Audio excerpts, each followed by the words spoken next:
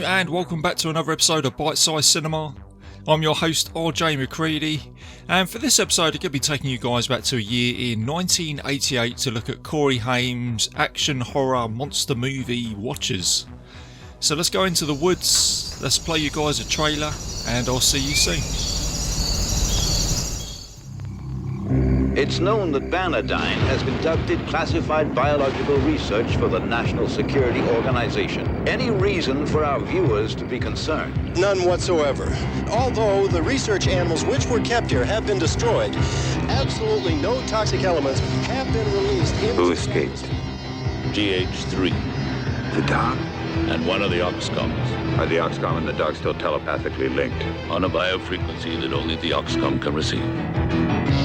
Travis Cornell made a new friend today. And it may just cost him his life. In the pocket! The dog was like a homing device. The creature, a search and destroy missile.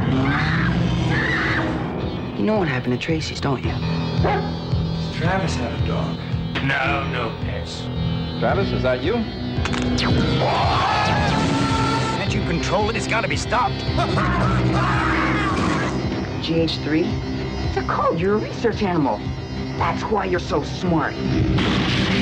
They created the perfect killer. As long as he's with the dog, his life is in danger. Now, how are they going to stop it? It's after you, isn't it? I stay, you die. And I say we make a stand right here, right now.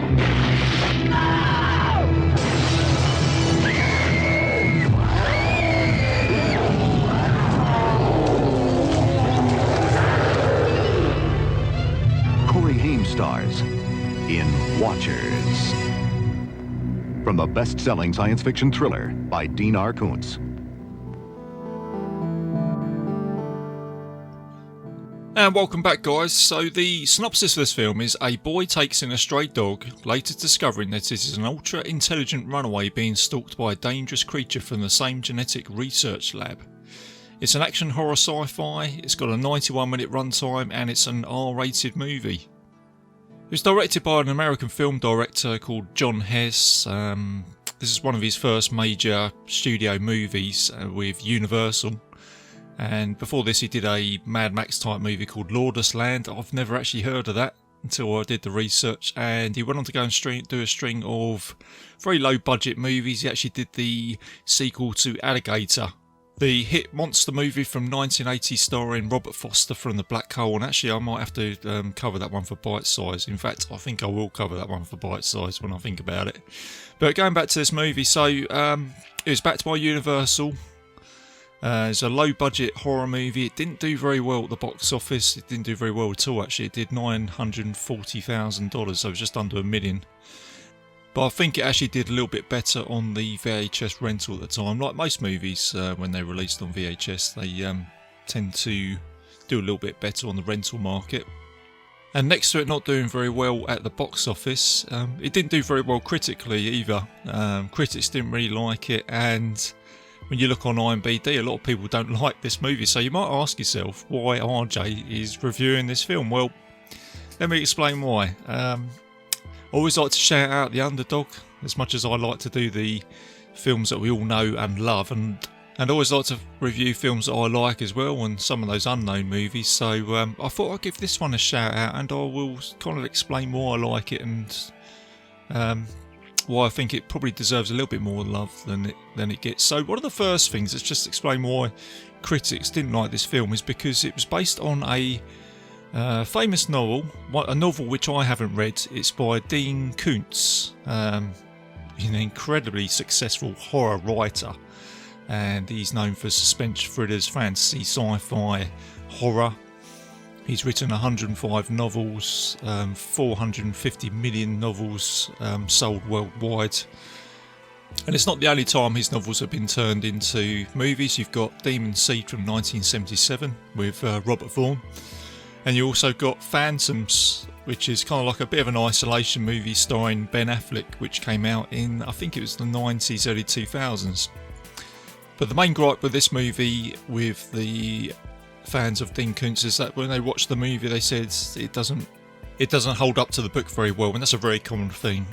Sort of thing I hear a lot of people say. That's fair enough, it's fair enough. But the thing you got to look at with this film is that they do say it is not just based on the book; it's very loosely based on the book. So someone's taken the basic concept and turned it into a film, which is kind of how I've seen it now, revisiting it. So I kind of, like I say, I kind of get what people say, when they read a book and they see it turned into a movie. But let me explain the other thing here from me.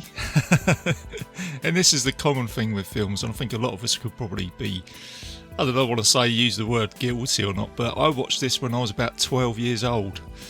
And this is the other thing I like about it. It stars Corey Haims. And the year before this, he had just starred in the hugely successful horror vampire movie, The Lost Boys, with Corey Feldman. And it's a brilliant movie, and it's a film that we all love in the horror world. I don't know anybody that doesn't like that film. So I just watched that. And he also went on to go and star in another film called License to Drive with Corey Feldman. It's another great movie. So you could see what's going on here. I've gone, Corey Haims, he's a big deal, We all loved him as fans back then. He's a pretty cool character. He's a guy that we all wanted to be as like 12-year-olds. So you can sort of see where I'm going here. So going back to around about 89, 90, a friend of mine who actually introduced me to a lot of horror. Him and his brother introduced me to Demons, Freddy Krueger, The Lost Boys. And one day I turned up, it was in the summer, on my BMX bike, and he said, "Hey, Joe, I've got this new VHS today. It's called Watchers," and he sold it to me by saying it's got Corey Haims in it. And I was like, "Wow, that's the kid from The Lost Boys." And I was like, I'm sold. And then he said to me, it's about him fighting a monster in the woods. He's like a cool dude, and he has to sort of save the day. He's got to rescue his mum and all that sort of stuff. And I was like, yeah, wow. And I watched it, and I was entertained by it. So what I'm saying is, I watched this as a 12-year-old, so you get that sort of nostalgia. And at that time, you don't realise that this film was based on a book or anything like that, or it didn't do very well at the box office. I just watched it summer of '89 from the VHS store. I was entertained, I loved it, and I suppose when I revisited it, I still remember that nostalgia. And for all its faults, where it's not, where people say it's not a very good adaptation, it didn't do very well, and you can see it's a budget movie, I still like it. So that's why I'm shouting it out today. It's kind of RJ going back to the 80s with the nostalgia and all that thing. And I imagine some of you guys listening to this could probably say there is a movie that you can say is the same, one where everybody says, "No, I don't really like that film," but you're sort of stood there going, "But yeah, I kind of liked it," but no one else does. So anybody sort of listening to this going, "Oh yeah, I sort of get what he's saying," so hopefully I'm reaching out to you. But come away from that nostalgia of mine there, let's go back to the movie and talk a little bit about the other things in this film, where you've also got Michael Ironside that stars in this movie. He's always good in a movie, it's always good to see. So it's got a good supporting cast in it. It was backed by Universal. Its music was by Joel Goldsmith, who is the son of Jerry Goldsmith, the composer of some great movies such as Alien and Gremlins. And it's also got Roger Corman as executive producer, and he is known as the trailblazer of Hollywood for independent movies, and he has done a ton of them. He's done about 400 in total, and you may be familiar with some of these movies, one or two of them being Battle Beyond the Stars and Piranha, just to name just a few out of the 400. And although the film didn't do very well critically or commercially at the box office, it actually spawned 3 sequels. Can you believe that?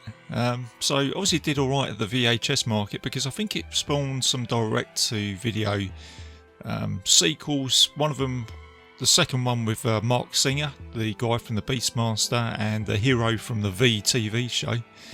He turned up in number 2. I haven't seen the sequels, but I don't think they get any better as they go along, apparently looking at the reviews. So so 3 sequels spawned a little bit of a franchise. And my final verdict, before I go into the bite-sized review of this film, after talking about the production and the nostalgia I have for this film and all that sort of stuff, is I actually think that this film could do with a remake, being based on a famous popular novel by a horror writer I think with a little bit of a budget and a good cast, I think this film could probably do quite well right now, especially where the horror market seems to be booming. So I think this film could do with a remake. I don't always say that about films, you know, some films out there you should never touch, but with this one, yeah, I think it totally deserves that, and who knows, maybe we might get that. So, and the fans will get the movie that they all want, which would probably be a little bit more related to the book. So there you go. So let's go and have a look at this movie. Let's do a bite-sized review of Watchers. So the film starts, it gets straight into it, it don't hang about. There's a massive explosion at a research lab in the middle of nowhere, and you get a golden retriever that escapes. You see it running through the woods after all the carnage, and then you hear a monster come running out like a sort of Sasquatch type monster.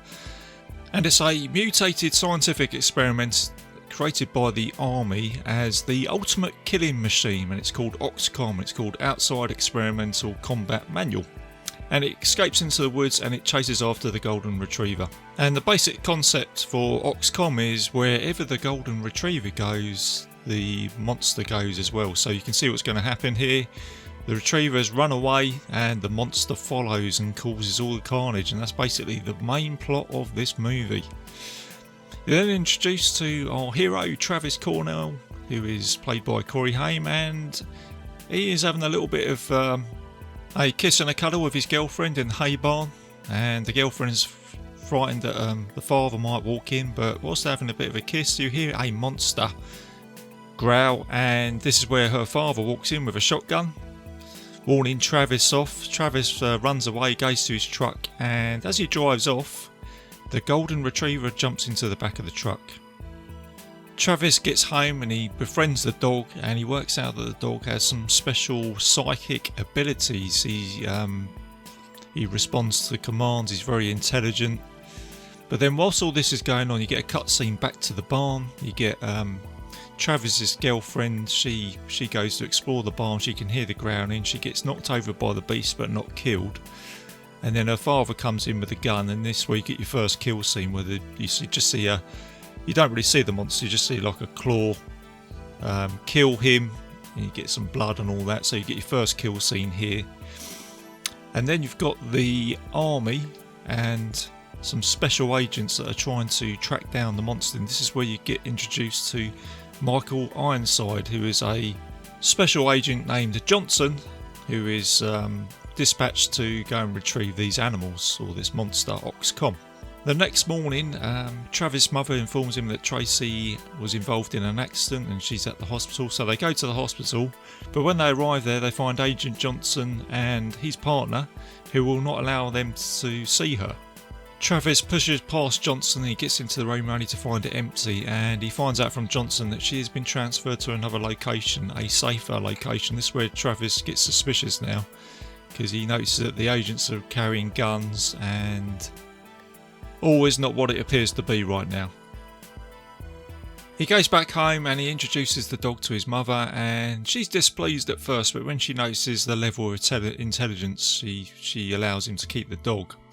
And this is where Travis gives him a bath, and he notices that there's a tattoo on the dog's ear called GH3, and this is where he puts two and two together and he realises that the dog is actually from a research lab with super intelligence. The next day Travis goes to school, and the dog follows him to school, and he goes into the classroom and he tries to keep it quiet, and the dog starts to bark, and then this is where Travis gets in trouble. He gets put into detention, and this is where the dog finds a computer and uses a pencil to tap on the keys and tries to tell Travis that he is in danger. So he's basically trying to warn him that this monster is on its way, because that's how it all works, and danger is following. And you get another scene here where the dog ran through some woods, and you get some kids that are on bikes, and you get another kill scene here. You get some POV shots of the monster growling, chasing after the kids. Attacks them, chucks one of them off the bike. You've got a kid with glasses, clever scene, he gets thrown off the bike. You don't actually see him get killed, but you see his glasses fall on the floor and you get some blood sort of dripping off it. So the kill scenes in this movie is quite high actually. You get quite a number And from here onwards, the movie actually runs at a pace because now Oxcom has taken on those kids on the bike. It runs towards the school. Again, you get another POV shot. You now got Travis in detention on his own at school. The monster comes into the school. It takes on some staff members. Like I say, you get loads of like kill scenes, blood flying everywhere. You get a staff member running away. Gets onto a telephone, calls the police. Where the local sheriff, it's one of those typical. Someone's trying to call for help, and the sheriff's going, "Are you sure? Are you sure?" And then there's a person screaming on the other end of the phone. The phone goes down, gets killed, and the sheriff's gone, "Oh, I'm not too sure about that." But in the end, the sheriff decides to go and investigate with a deputy. They get to the school, and they don't save the day either because they get taken out by the monster. You get another kill scene here. It's quite a brutal one where you get some like eyes bulging out and like blood going everywhere. But one of the deputies manages to get away and inform the authorities, and this is where people start to realise that something bad is going down. There is actually a monster loose, and this is where Travis realises that as well. So the school has been contained, all the authorities turn up. The sheriff talks to Agent Johnson. This is where, like say, Michael Ironside turns up, and the sheriff goes, "We've got something serious here. This is a monster. This is something weird." He puts two and two together. It's possibly a scientific lab experiment, and he asks Johnson for questions. He says, "You want to tell me what's going on?" Then Johnson says, "Well, yeah, let me tell you." And he goes, "Let's just walk this way." He takes the sheriff aside, and this is where you get a twist now, where Johnson actually kills the sheriff. He mutilates him, doesn't just shoot him. He smashes his head through a window and he starts gouging out his eyes. So you're sort of thinking at this point, oh, what's this? A little bit of a twist here, which all becomes apparent later on. Travis then goes back home. This is where he bumps into a family friend who is fixing the washing machine, and he mentions that Johnson stopped by asking about the dog. And this is where Travis realises that he is now in danger and possibly being tracked down. Travis tries to escape the house. He gets into his truck, but then he's stopped by his mother. But whilst all this is happening, like say, the carnage is just like flowing now. Inside the house, the monster has managed to break in. He kills the guy who's fixing the washing machine. His head gets like chopped off. So they go back into the house and they find this, and this is where they've now got to try and escape for their lives. The mother realises, that what Travis is saying is true. And now you get a scene where Travis, the dog, and his mother are trying to escape from their life. You don't really see the monster. You only see like some claws and little shots here. They don't do like a massive reveal here. So they jump onto a adjacent rooftop. Travis manages to get hold of a Winchester rifle. He shoots back at the monster. And whilst he's trying to repel the monster with the gun, he gets his mum to start up the truck and they all manage to escape. But the dog gets injured along the way, so they have to take him to a veterinarian to treat his wounds. But they kind of get double crossed by the vet because then he calls the authorities, and then this is where Agent Johnson gets his lead and he finds out that's where Travis is now. Travis' mother now creates a diversion, and he manages to get away with the dog, and he goes to a old cabin in the woods. You get like a cabin in the woods scenario now where he takes the dog. But Travis' mother, she's been captured. She gets taken to a sedated Tracy, the girl at the beginning, and she's been taken as hostage. And whilst all this is going on, you now got Travis, who's basically setting up for like a final battle. It's a pretty cool scene here. He starts making up Molotov cocktails, bombs. He starts getting his weapons together, and it's a pretty cool scene here. He's possibly going to have a final showdown with the monster. So he's basically setting everything up to lure this monster to the cabin. But then with his mother and Tracy taken as hostages, this is where Johnson arrives at this cabin outside. He's with some fellow agents, and this is where you get Travis with that Molotov cocktail. He throws it at Johnson, it all blows up. Travis's mother manages to get away. She runs into the cabin with Tracy, and there's a bit of a firefight. And this is where Agent Johnson's partner begins to realise that there is actually something wrong with him, and he now sort of sides with Travis. But before he can do anything to help out, this is where Johnson kills his partner, and you've now got this like big reveal where Johnson is actually the third experiment. He's actually one of the monsters. He's a genetically engineered assassin that has no conscience. So, like I say, you get like a big twist there where you think it's the Oxcom monster that is doing all the killing, which it is. You think that's the main threat, which it still is kind of, but you've also got Johnson now as well. In a fight with Johnson now, Travis gets stabbed in the leg, but the dog then comes to his aid. He comes crashing through a window, and this is where Travis pulls that knife out of his leg and he chucks it through the neck of Johnson. But Johnson is unfazed by this and he says, "I'm going to kill you," but then Travis's mother comes out with a shotgun and then just blows him apart. So then he is taken out. So now you've got left here now is the main threat from the monster. So they set everything up. They get their guns. They get the Molotov cocktails. They attack the beast when it arrives. So you kind of get this final showdown here. They shoot it. It gets wounded and it runs off into the woods. And then Travis follows it with a dog in the truck. And they find it wounded in the woods, and at first Travis finds it difficult to actually try and kill this beast. He has a moment where he sort of feels sorry for it, but then the beast tries to lunge out at him, and then this is where he finishes him off by shooting it.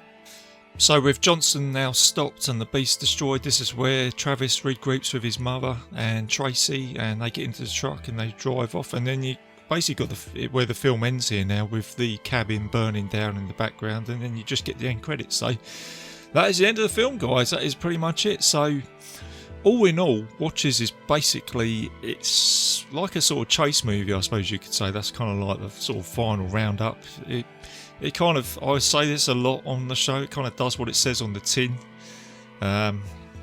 You know, like I say, you got a beast that escapes from a science lab with a dog. You got the hero. You get a lot of people that get killed along the way, and then you get like a final showdown with a twist. So, you know, as I said earlier, you know, my final verdict here, I know it didn't do very well, but it's, you know, it's a fun movie. It's worth checking out. It's only on for like an hour and a half. You know, it's good entertainment. If you're a horror fan, I'm sure you'll love it. And like I say, it's got Corey Haims in it, who's, you know, doing very well at the time with the Lost Boys and stuff like that. So, you know, if you haven't seen it, I recommend it. Go check it out. Go find it. And it's also got a really good front cover. I like the front cover art on it as well, where you got a picture of Corey Haims' face with the picture of the beast sort of reaching out, and the title Watchers, which I think is a pretty good title as well. So there you go, guys. That is my bite-sized review of Watchers, and I suppose that's my final verdict. As I said earlier, I think it probably deserves a remake. I think it could definitely do with that. So there you go. Hope you enjoyed that, guys. I will be back soon with a special guest, Ricky Morgan, for one of my favourite movies, which is Big Trouble in Little China. So that will be dropping soon, so look out for that. And for a bit of admin, guys, I am a proud member of the Legion Podcast Network, so please go and check out all the other shows on there. I will play a promo at the end of this, and you can find the Bitesize Cinema on Spotify, iTunes, YouTube, and several other players on the internet. If you type in Bitesize Cinema Podcast Legion, you will find some other players on there to listen to the show. And I also got a Facebook page, so post anything on there, post any sort of film recommendations like that. So that's it, guys. Like I say, keep it bite-sized, keep it safe, and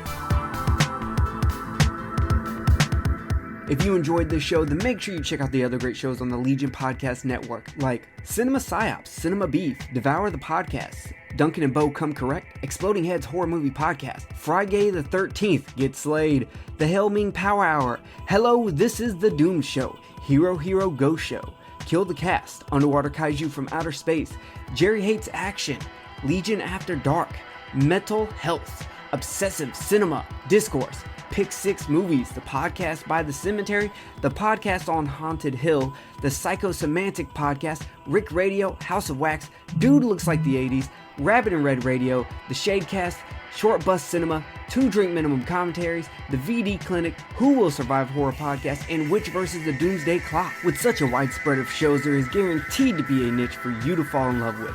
Horror, politics, movies, books, sex, music, commentaries, health, video games, kaiju, action, news, comedy, and opinions that would most likely get you killed in some parts of the world. We are proud to bring you some of the best podcasting in the world. Check us out at www.legionpodcast.com, iTunes, Spotify, Stitcher, YouTube, and any other dark corner of the internet where podcasts can be found.